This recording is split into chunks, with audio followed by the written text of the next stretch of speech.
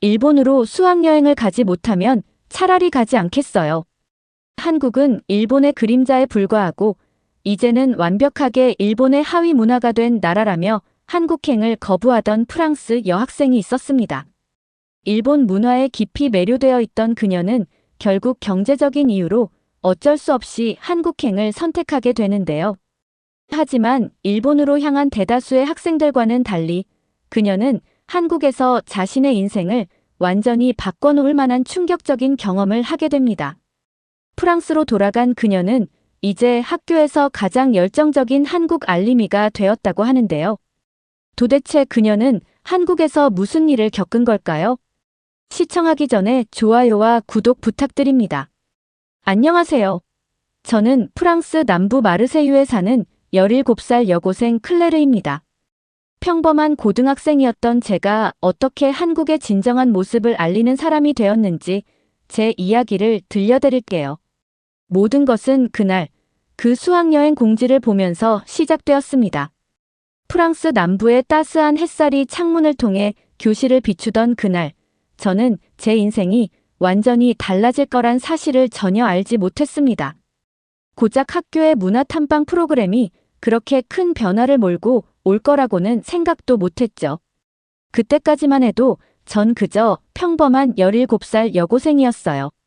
아니, 어쩌면 평범한이라는 말은 적절하지 않을지도 모르겠네요. 반에서 늘 1, 2등을 다투는 모범생이자 가끔은 친구들 사이에서 너무 진지해라는 놀림을 받던 책벌레였으니까요. 일본 애니메이션에 푹 빠진 친구들 사이에서도 저는 늘 관찰자의 위치에 있었죠. 아침부터 교실은 시끌벅적했어요. 친구들은 자신들이 좋아하는 일본 아이돌 그룹의 노래를 휴대폰으로 틀어놓고 춤을 따라 추고 있었죠. 저는 늘 그랬듯이 책상에 앉아 세계사 교과서를 읽고 있었어요. 특히 아시아 근현대사 부분이 시험에 자주 나왔거든요. 클레르, 또 공부야? 제 짝꿍 마리의 목소리에 고개를 들었어요. 마리는 제 정반대 성격의 아이였죠. 늘 긍정적이고 활발했지만 가끔은 너무 충동적이라는 생각이 들 때도 있었어요.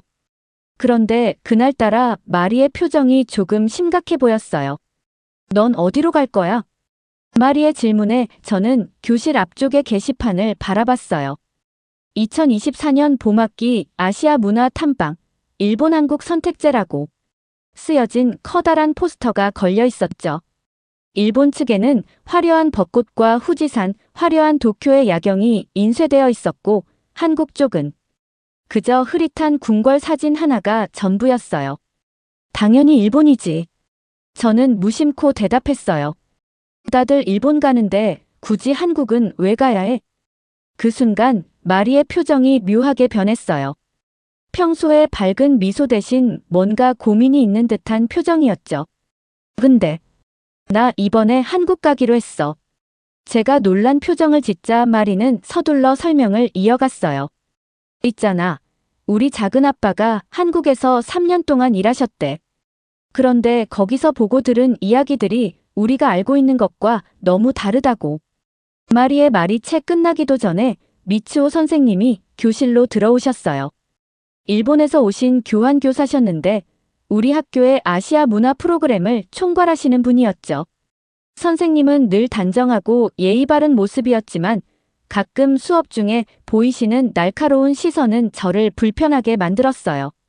여러분, 이번 문화 탐방은 매우 중요한 의미를 가집니다. 선생님의 목소리에는 늘 그렇듯 부드러움이 묻어 있었지만 어딘가 강압적인 느낌도 있었어요. 특히 일본 코스를 선택하시는 분들은 진정한 아시아의 정수를 경험하게 될 거예요. 물론 한국도. 선생님은 잠시 말을 멈추셨다가 이어가셨어요. 나쁘진 않지만. 그 순간 마리가 제 옆에서 살짝 한숨을 쉬는 소리가 들렸어요. 저도 왠지 모를 불편함을 느꼈죠. 미츠오 선생님의 말씀에 숨겨진 뉘앙스가 불편했어요. 마치 한국이 일본의 그림자처럼 열등한 모방국가인 것처럼 말씀하시는 게 거슬렸죠. 사실 우리 학교는 몇 년 전부터 급격하게 변해왔어요. 일본 문화원에서 지원하는 프로그램들이 하나둘씩 늘어나더니 어느새 복도마다 일본 문화 홍보 포스터가 가득했죠. 매주 금요일마다 열리는 문화 수업도 대부분 일본 전통 놀이나 다도 체험이었고요. 수업이 끝나고 도서관에서 공부하던 중 저는 우연히 앙드레의 한숨 소리를 들었어요. 앙드레는 평소 과학실에서만 볼 수 있는 조용한 학생이었는데 이상하게 고민에 빠져 있는 것 같았죠. 책상 위에는 여행 경비 계산이 빼곡히 적힌 노트가 놓여 있었어요.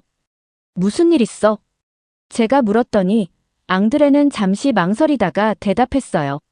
나 한국 가야 할 것 같아. 일본은 너무 비싸.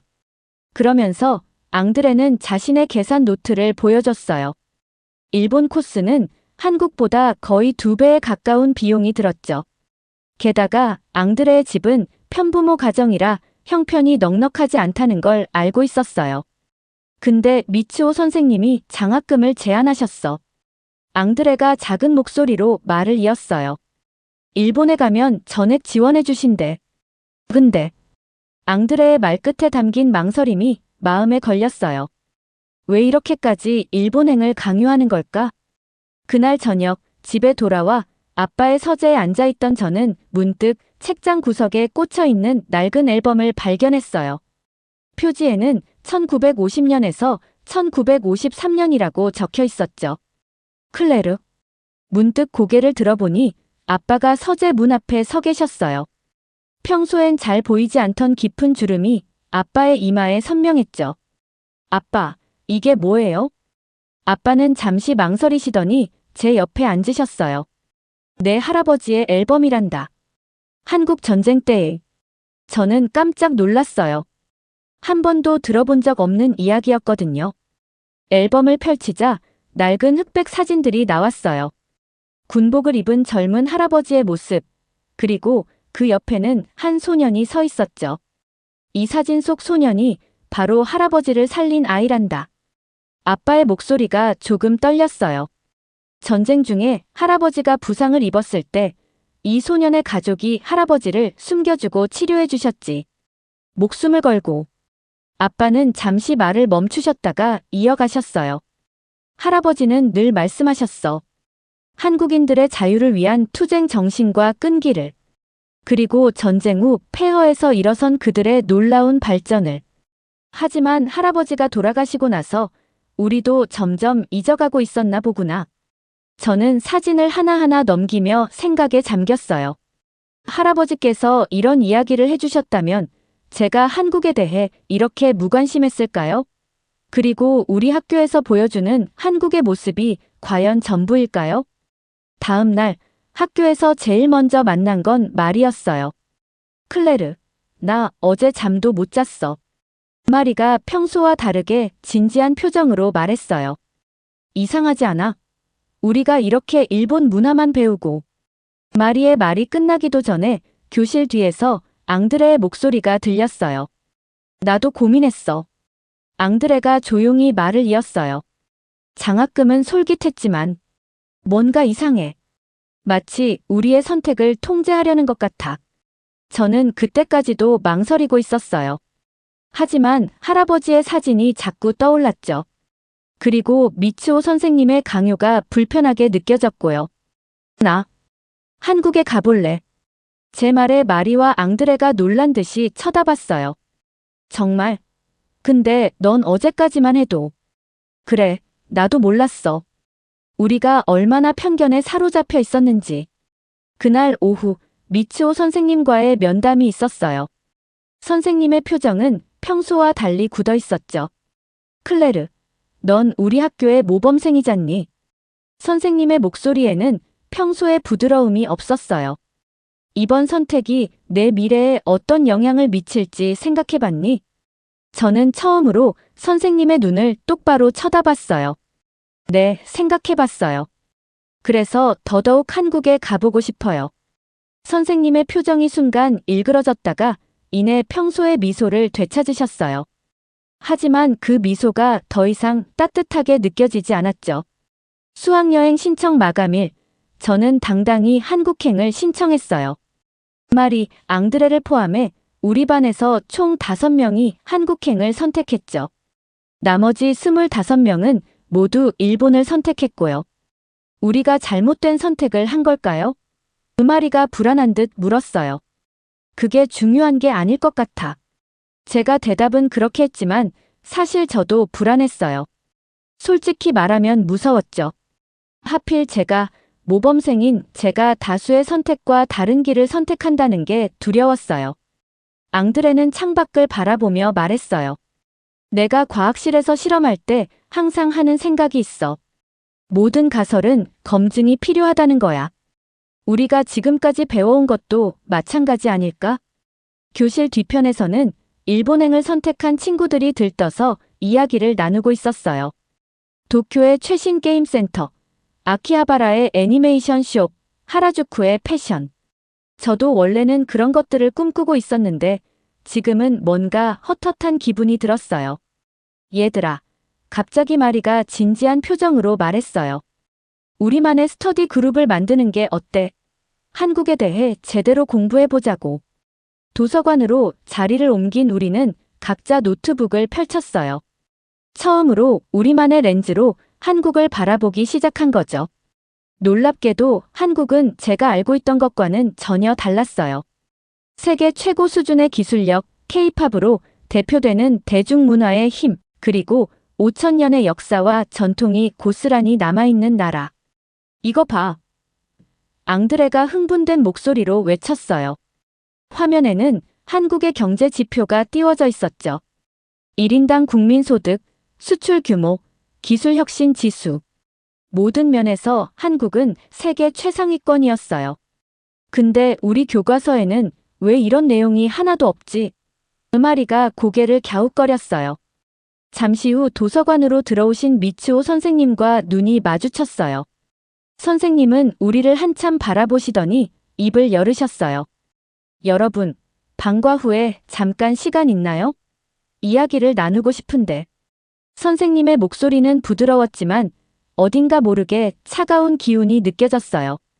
저는 할아버지의 사진이 든 지갑을 꼭 쥐었죠. 이제 와서 물러설 순 없었으니까요. 네, 선생님.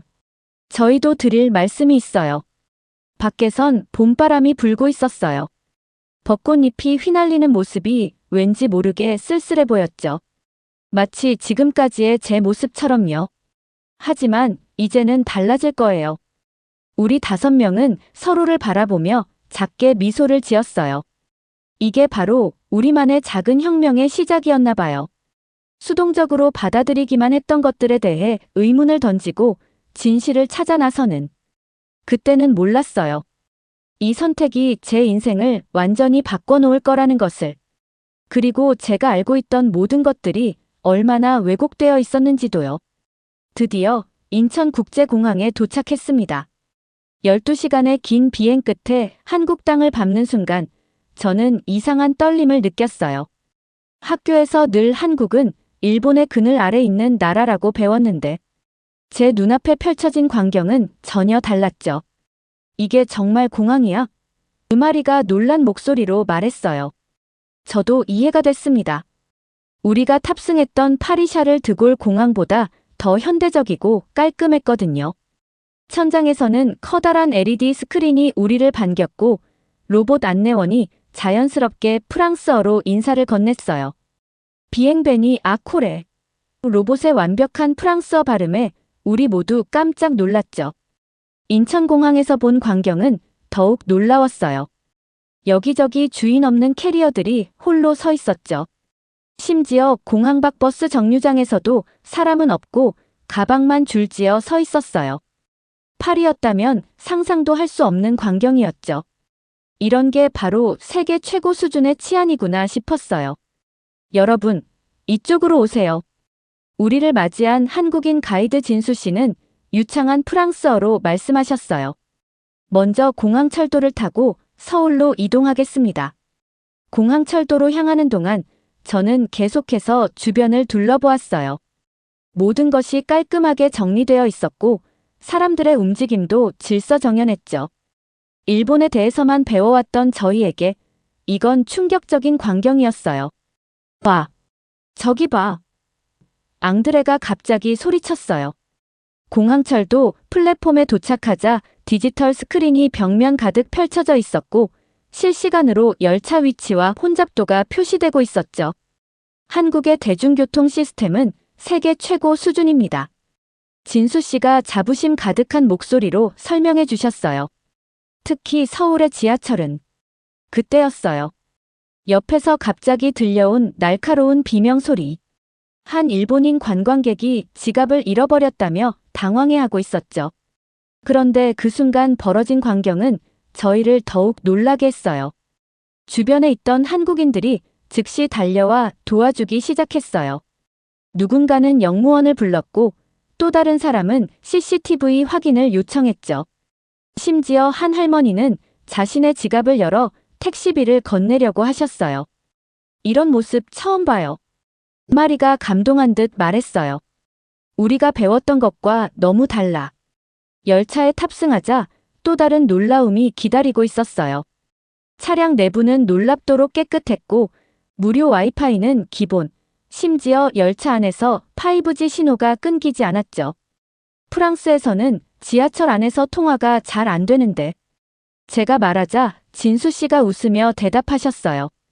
한국은 IT 강국이니까요. 지하철뿐만 아니라 산 정상에서도 인터넷이 잘 됩니다.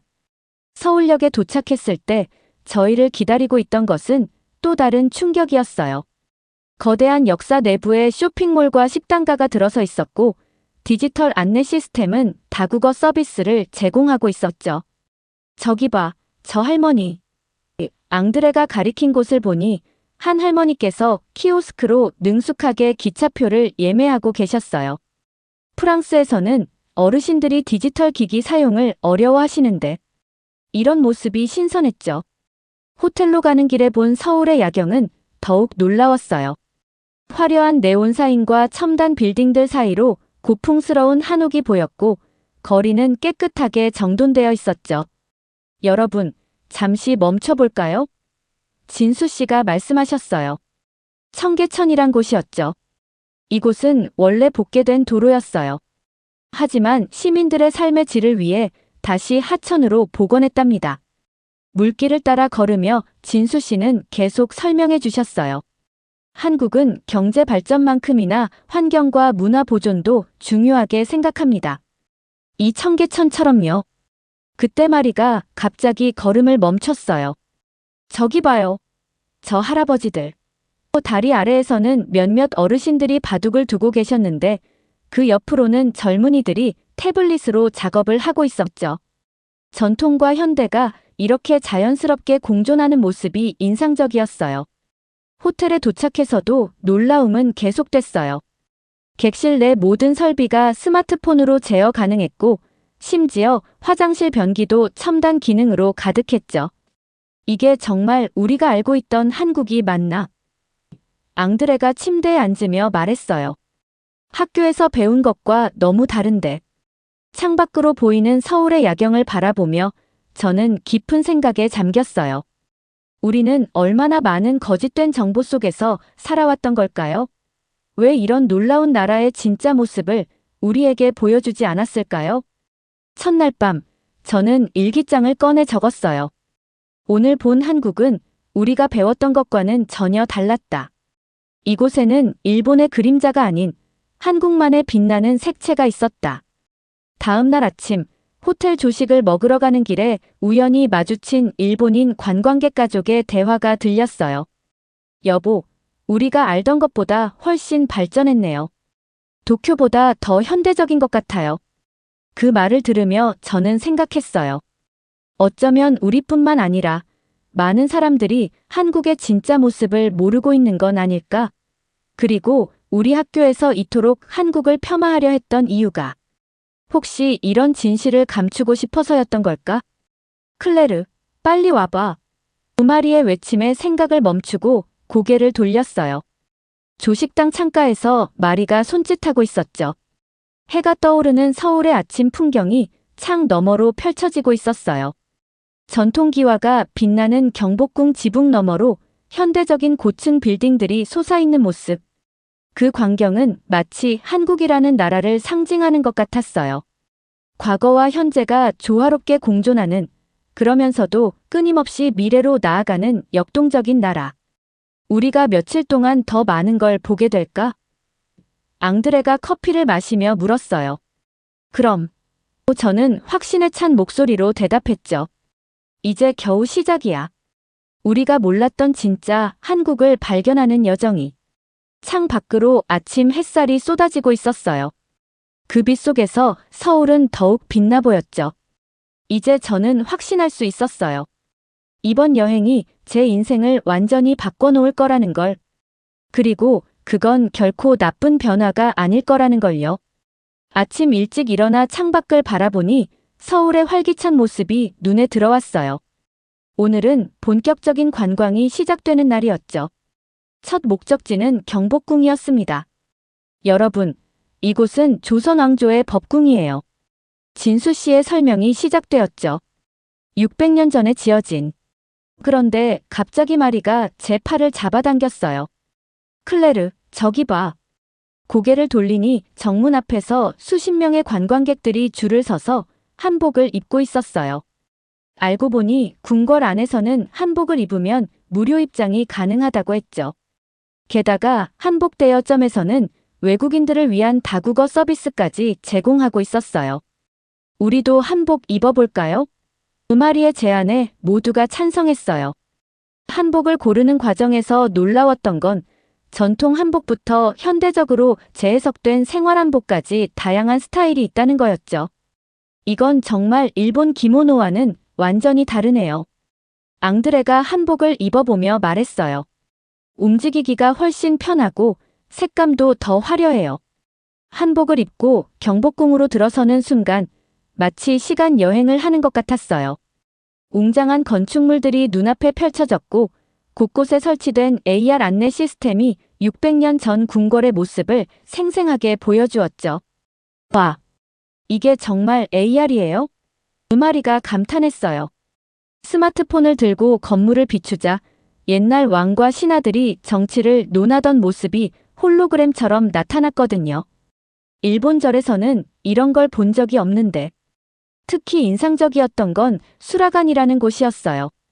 조선시대 궁중 요리를 만들던 주방이었는데 이곳에서는 실제 궁중 요리 시연이 진행되고 있었죠. 이건 순전히 우리의 것이에요. 진수 씨가 자부심 가득한 목소리로 말씀하셨어요. 한식의 기본 철학은 약식 동원, 즉 음식이 곧 약이라는 거예요. 모든 재료가 건강을 고려해서 선택되죠. 점심으로 먹은 한정식은 저희의 인식을 완전히 바꿔놓았어요. 수십 가지의 반찬들이 조화롭게 어우러진 모습은 마치 예술 작품 같았죠. 특히 발효 음식인 김치의 맛은 충격적이었어요. 이게 바로 한국이 세계에서 가장 건강한 나라 중 하나인 이유구나. 앙드레가 감탄했어요. 오후에는 남산 서울타워로 향했어요. 케이블카를 타고 올라가는 동안 발 아래로 펼쳐진 서울의 전경이 장관이었죠. 현대적인 빌딩 숲 사이로 고궁과 한옥들이 조화롭게 자리 잡고 있는 모습이 인상적이었어요. 저기 보이는 건물들이 강남이에요. 진수 씨의 설명이 이어졌어요. 불과 60년 전만 해도 이곳은 전쟁으로 폐허가 된 농촌이었죠. 하지만 보세요. 이제는 세계적인 비즈니스 중심지가 되었어요. 저는 그 말을 듣는 순간 할아버지 생각이 났어요. 할아버지께서 참전하셨을 때 보셨던 한국과 지금 제가 보고 있는 한국이 이렇게나 달라졌다니. 타워 전망대에는 특별한 시설이 있었어요. 디지털 타임머신이라는 곳이었는데 VR 기기를 쓰면 과거 서울의 모습을 볼 수 있었죠. 1950년대 전쟁 직후의 모습부터 급격한 발전을 이룩해가는 과정이 마치 영화처럼 펼쳐졌어요. 믿기지 않아요. 마리가 VR 기기를 벗으며 말했어요. 이렇게 짧은 시간에 이만큼 발전하다니. 저녁에는 동대문 디자인 플라자 DDP를 방문했어요. 미래적인 디자인의 건물은 마치 우주선 같았죠. 하지만 그 안에는 전통 공예품부터 최첨단 제품까지 한국의 과거와 현재, 그리고 미래가 공존하고 있었어요. 이게 바로 한국이구나. 전시장을 둘러보며 앙드레가 말했어요. 전통을 지키면서도 끊임없이 새로운 것을 창조해내는. 특히 인상적이었던 건 한 전시관에서 본 로봇이었어요. 한복을 입은 로봇이 전통 부채춤을 추고 있었는데 그 움직임이 너무나 자연스러웠죠. 전통 예술과 첨단 기술의 만남. 이것이야말로 한국의 진정한 모습이 아닐까요? 밤이 되자 DDP의 외벽이 거대한 미디어 파사드로 변했어요. 한국의 전통 문양이 현대적인 디지털 아트와 어우러져 환상적인 장면을 만들어냈죠. 그걸 보면서 저는 생각했어요. 우리가 알고 있던 한국은 얼마나 단편적이었던가. 호텔로 돌아오는 길에 지하철을 탔는데 한 할머니께서 스마트폰으로 넷플릭스를 보고 계셨어요. 옆자리에서는 고등학생으로 보이는 학생이 태블릿으로 공부를 하고 있었고요. 프랑스였다면 상상도 할 수 없는 광경이에요. 마리가 속삭였어요. 지하철에서 와이파이가 이렇게 잘 되다니. 저는 오늘 하루 동안 본 것들을 정리하며 생각에 잠겼어요. 경복궁의 전통과 첨단 기술이 어우러진 AR 체험, 건강을 생각하는 한식의 철학, 그리고 놀라운 속도로 발전해온 도시의 역사. 이 모든 것들이 우리가 학교에서 배웠던 한국의 모습과는 너무나도 달랐죠. 우리가 얼마나 많은 것을 모르고 있었던 걸까? 호텔방에 누워 천장을 바라보며 생각했어요. 왜 이런 놀라운 나라의 진짜 모습을 우리에게 알려주지 않았을까? 창밖으로는 여전히 서울의 화려한 야경이 빛나고 있었어요. 그 불빛들은 마치 한국의 끊임없는 도전 정신을 상징하는 것 같았죠. 전통을 소중히 간직하면서도 새로운 것을 두려워하지 않는 나라. 내일은 또 어떤 놀라운 발견들이 저희를 기다리고 있을까요? 이제 저는 확신할 수 있었어요. 우리가 알고 있던 한국은 빙산의 일각에 불과했다는 걸. 그리고 이 여행이 저희의 편견을 완전히 바꿔놓을 거라는 걸요. 오늘 밤 저는 일기장에 이렇게 적었어요. 오늘 본 한국은 마치 타임머신을 탄 것 같았다. 600년 전 궁궐에서 미래의 도시까지 시간을 넘나드는 여행. 하지만 더 놀라운 건 이 모든 것들이 조화롭게 공존하고 있다는 거. 이게 바로 진정한 한국의 모습이 아닐까? 비가 내리던 오후, 명동의 복잡한 거리에서 그 일이 벌어졌어요. 쇼핑을 즐기던 마리가 갑자기 비명을 질렀죠. 내 휴대폰이 사라졌어. 마리는 눈물을 글썽이며 주머니를 뒤적였어요. 방금 전까지 사진을 찍었던 휴대폰이 없어진 거예요. 더구나 그 휴대폰에는 저희의 모든 여행 사진과 영상이 담겨 있었죠. 어디서 마지막으로 봤어? 저와 앙드레가 마리 주변을 둘러보며 찾아보려 했지만 쏟아지는 비와 수많은 인파 속에서 작은 휴대폰을 찾는 건 불가능해 보였어요. 그때였어요. 갑자기 한 한국인 여학생이 저희에게 다가왔죠. 유미라고 자신을 소개한 그 학생은 저희의 당황한 모습을 보고 도움을 주겠다고 했어요. 근처 파출소에 가보는 게 어떨까요? 한국은 CCTV가 잘 설치되어 있어서 찾을 수 있을 거예요. 유미는 저희를 이끌고 파출소로 향했어요. 경찰관들은 저희의 서툰 한국어에도 불구하고 친절하게 대해주셨죠. CCTV 영상을 확인하던 경찰관 한 분이 밝은 표정으로 말씀하셨어요. 찾았습니다. 휴대폰이 의자에서 떨어진 것 같네요.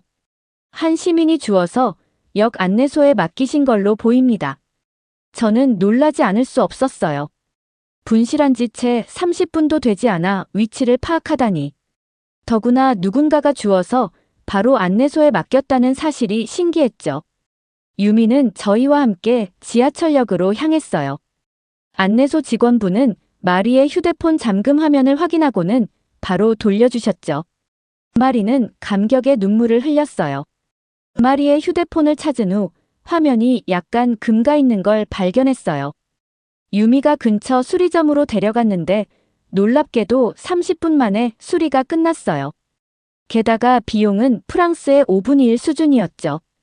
프랑스였다면 새로 사는 게 더 낫을 텐데. 마리가 감탄했어요.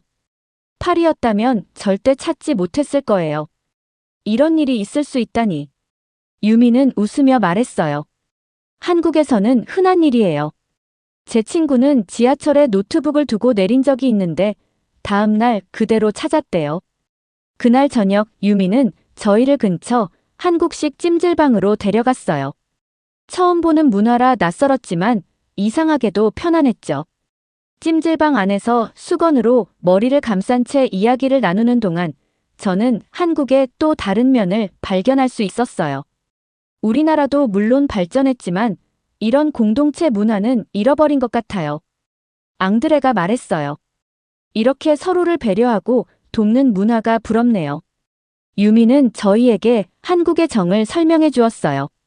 타인을 가족처럼 생각하고 돕는 문화, 그리고 그 속에서 자연스럽게 형성되는 신뢰. 이런 것들이 한국 사회를 지탱하는 힘이라고 했죠. 아까 그 경찰관분들도 그렇고 안내소 직원분도 그렇고 마치 자기 일처럼 도와주시더라고요. 마리가 감동한 듯 말했어요. 밤이 깊어갈수록 이야기는 계속 이어졌어요. 유미는 한국의 역사와 문화에 대해 더 자세히 설명해 주었고 저희는 프랑스의 이야기를 들려주었죠. 문화는 달랐지만 서로를 이해하고 존중하는 마음은 같았어요. 다음 날 유미는 저희를 서울의 골목골목으로 안내했어요. 관광 가이드북에는 나오지 않는 숨은 명소들, 현지인들만 아는 맛집들. 그녀와 함께하면서 저희는 진짜 한국을 만날 수 있었죠. 특히 인상적이었던 건 한 작은 분식집이었어요.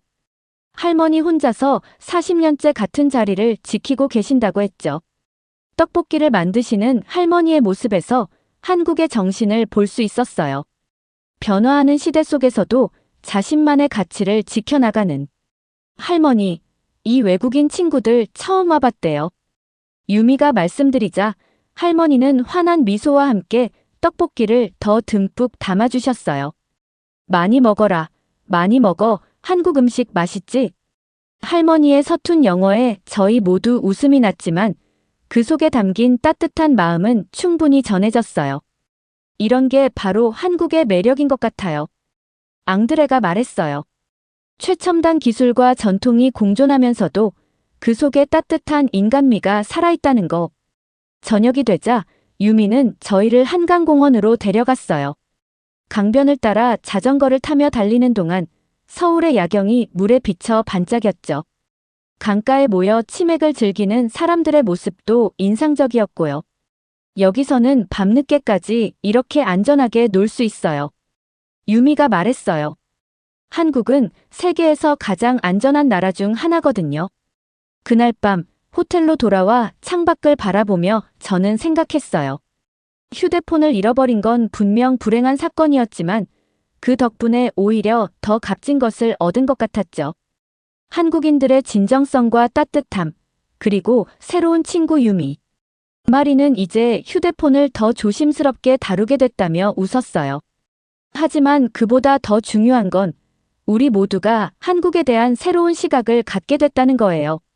처음에는 단순한 관광이었는데 이제는 마치 제2의 고향을 찾은 것 같아요. 마리가 말했죠. 맞아요.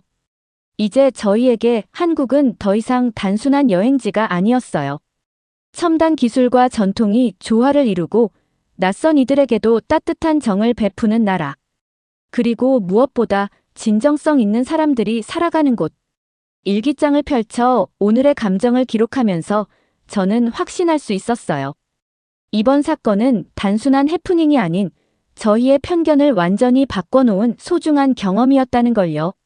오늘 우리는 휴대폰을 잃어버렸지만 대신 더 소중한 것을 찾았다. 바로 한국인들의 진정한 모습과 평생 잊지 못할 추억을. 그리고 마침 그때 일본에 간 친구들에게서 첫 메시지가 왔어요. 휴대폰을 되찾은 기쁨도 잠시 친구들의 이야기를 듣고 저는 더욱 깊은 생각에 잠겼습니다. 일본으로 간 친구들에게서 첫 연락이 온 건 여행 닷새째였어요. 제 절친 소피가 보내온 메시지에는 답답함이 가득했죠. 클레르, 너무 힘들어. 관광버스는 항상 늦고 호텔은 방이 너무 좁아. 거리는 깨끗해 보이지만 왠지 인공적이야. 그리고 가장 큰 문제는 소통이 안 된다는 거야. 저는 막 홍대 카페에서 맛있는 아메리카노를 마시며 유미와 이야기를 나누던 참이었어요. 소피의 메시지를 보여주자 유미가 웃으며 말했죠. 도쿄는 겉으로는 화려해 보이지만 실제로 살아보면 불편한 점이 많다고 해요. 특히 외국인에 대한 배타적인 분위기가. 실제로 일본에 간 친구들의 이야기를 들을수록 놀라웠어요. 관광지는 철저히 통제되어 있어서 자유로운 관광이 어렵다고 했죠. 심지어 어떤 가게는 외국인 출입을 거부하기도 했다고 해요. 여기 봐, 클레르. 앙드레가 자신의 태블릿을 보여줬어요. 일본에 간 친구들이 공유한 사진이었죠. 모든 게 관광객용으로 포장되어 있어. 진짜 일본인들의 삶은 전혀 볼 수 없어. 반면 저희의 한국 여행은 달랐어요. 현지인들과 자연스럽게 어울리며 진짜 한국의 모습을 경험할 수 있었죠. 유미 덕분에 더 많은 것을 보고 배울 수 있었어요. 우리 학교에서는 늘 일본이 아시아의 중심이라고 가르쳤는데 마리가 한숨을 쉬며 말했어요. 이제 보니 그건 완전한 오해였네요. 그날 오후 저희는 삼성전자 디지털시티를 방문했어요. 일본의 전자회사들이 쇠퇴하는 동안 한국 기업들이 세계 시장을 석권하게 된 이유를 직접 볼 수 있었죠. 혁신의 속도가 다르다는 게 느껴져요. 앙드레가 감탄했어요. 일본은 과거의 영광에 안주하는 것 같은데 한국은 끊임없이 새로운 것을 창조하고 있어요. 특히 인상적이었던 건 한국의 청년 문화였어요. 홍대와 강남의 거리에는 젊은이들의 에너지가 넘쳤고 새로운 트렌드가 끊임없이 만들어지고 있었죠. 반면 일본에 간 친구들은 젊은이들의 활기를 찾아보기 힘들다고 했어요. 도쿄는 마치 박물관 같아. 소피가 보낸 또 다른 메시지에는 이런 말이 있었어요. 모든 게 예쁘고 정돈되어 있지만 뭔가 생동감이 없어. 유미는 이런 차이가 생긴 이유를 설명해 주었어요. 한국은 항상 도전자의 위치에 있었어요. 그래서 더 열심히, 더 빨리 움직여야 했죠. 반면 일본은 오랫동안 선두주자였기 때문에 안주하기 쉬웠던 거예요. 저녁에는 코엑스 스타필드 도서관에 갔어요. 수천 권의 책이 있는 거대한 서점 겸 도서관이었죠. 일본에 간 친구들은 츠타야 서점을 방문했다고 하는데 규모나 시설면에서 비교가 되지 않는다고 했어요. 여기 봐요. 유미가 천장을 가리켰어요. 빔 프로젝터로 영상이 투사되고 있었죠. 한국은 전통적인 것도 소중히 하지만 새로운 시도를 두려워하지 않아요. 다음 날 저희는 현대미술관을 찾았어요. 전시된 작품들은 세계적인 수준이었고 특히 디지털 아트와 전통 예술의 조화가 인상적이었죠. 일본의 친구들은 정형화된 전통 예술만 보고 온다고 했어요. 한국은 마치 살아있는 생명체 같아요. 마리가 말했어요. 끊임없이 성장하고 변화하는. 점심으로는 한식 퓨전 레스토랑을 찾았어요.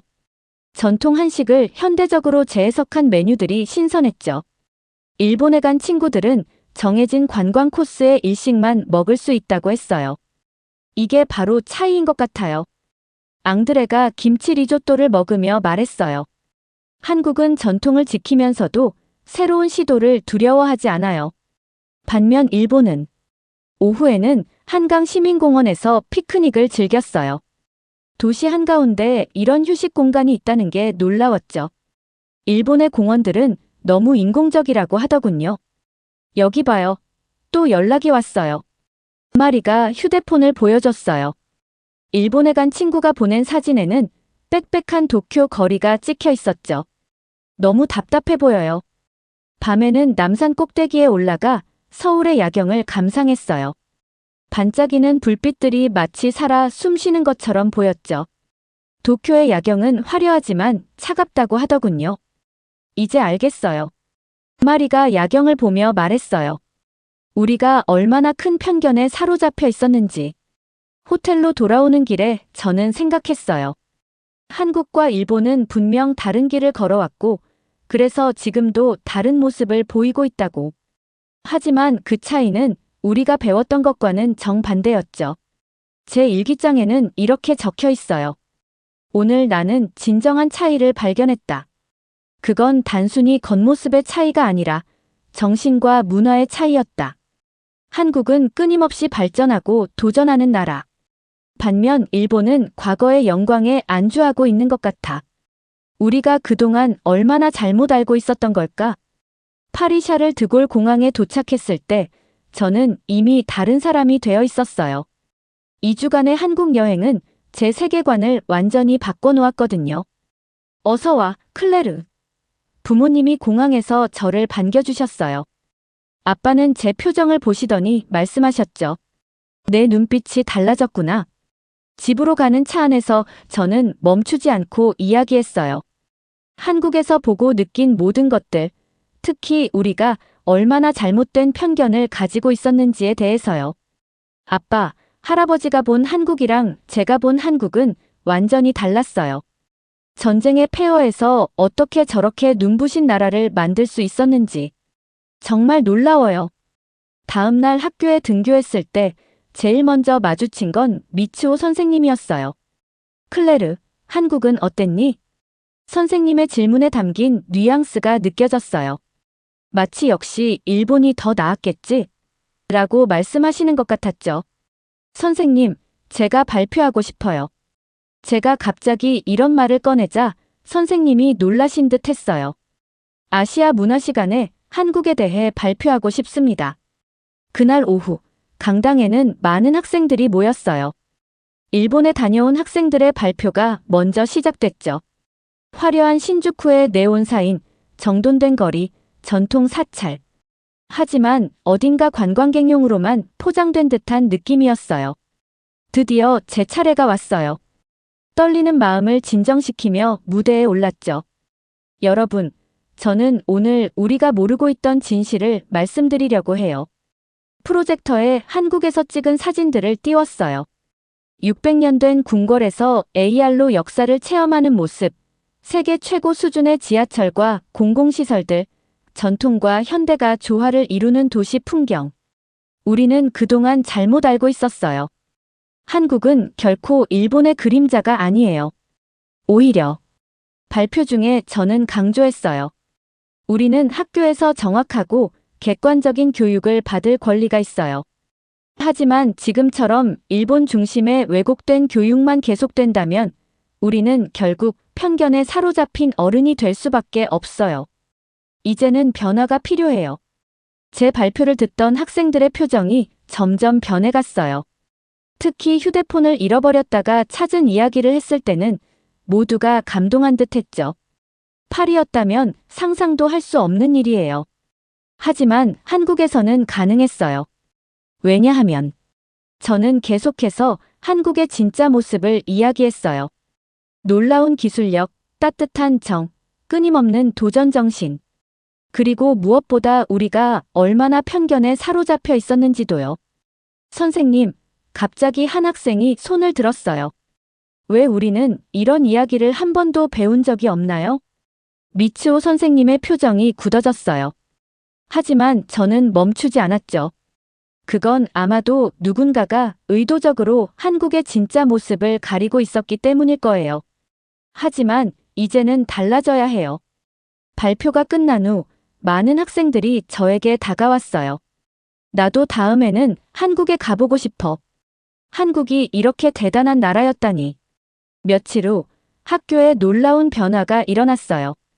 학생회에서 한국 문화 동아리를 만들자는 제안이 나온 거예요. 심지어 교장 선생님께서도 한국 학교들과의 교류를 검토하겠다고 하셨죠. 클레르, 내가 해냈구나. 마리가 제 손을 꼭 잡았어요. 이제 더 이상 거짓말에 속지 않아도 돼. 한 달 후 저희 학교는 서울의 한 고등학교와 자매결연을 맺었어요. 유미의 학교였죠. 더 많은 학생들이 한국의 진짜 모습을 볼 수 있게 된 거예요. 지금도 저는 매일 밤 일기를 쓰며 한국에서의 추억을 되새겨요. 그리고 마지막 장에는 이렇게 적었죠.